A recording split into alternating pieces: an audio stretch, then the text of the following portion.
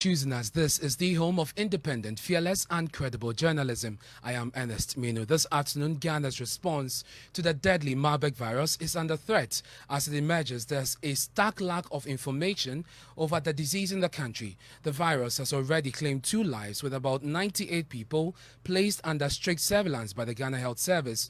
Although 31 have been discharged after clearance by authorities, many more people across the country have close to no knowledge about the virus. Listen to some of them who spoke to JoyNews. It's a virus and it's around. I'm sure it's killing people in the system. So people should be well aware of what is happening around us. So it's here, and the COVID-2 is here as well.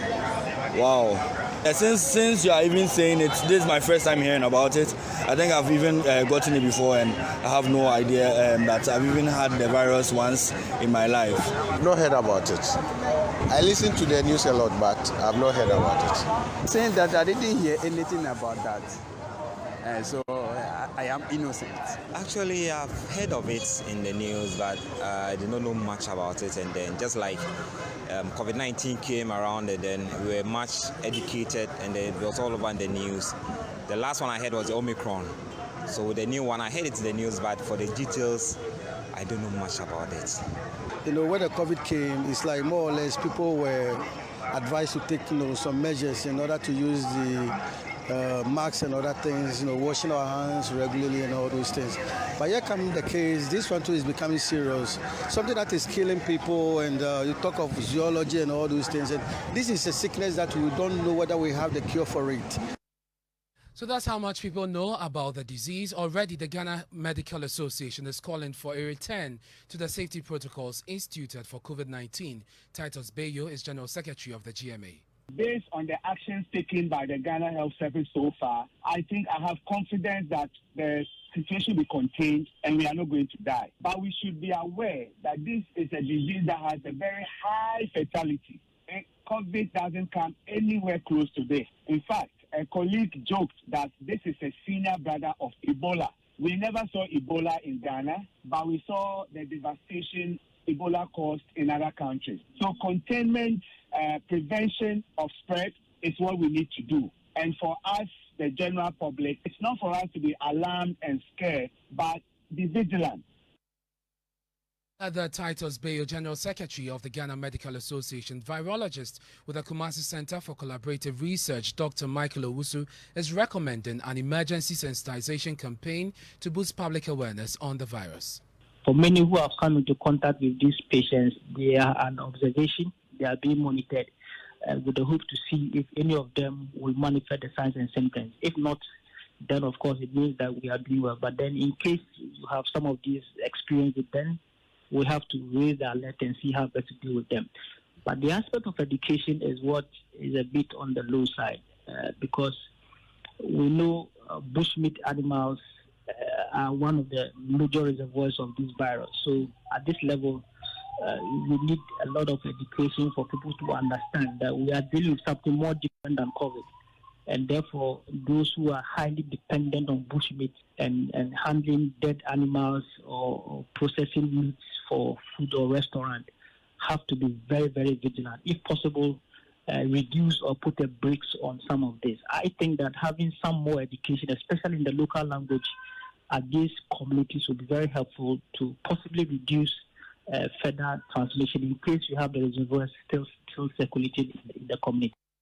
So what is the Ghana Health Service's response to this emerging health situation? Dr. Abuaji Da Costa is head of health promotions at the Ghana Health Service. He joins us live on the line. We're grateful for your time, Dr. Da Costa. You heard quite a number of the people we spoke to say they have no idea about this virus. Would you agree with those who say this is a reflection of the work done by the GHS? Thank you so much. Good afternoon to all Ghanaians.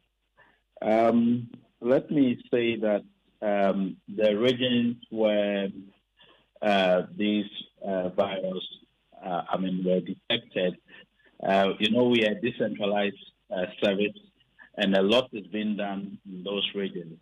But at the national level, we are also planning. Obviously, we do have our emergency operations center.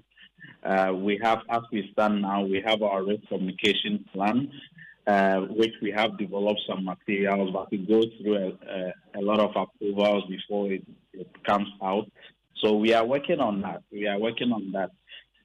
Once we finish, we believe that we will mount a comprehensive education on the virus. Yes, it is new in Ghana, as COVID was new.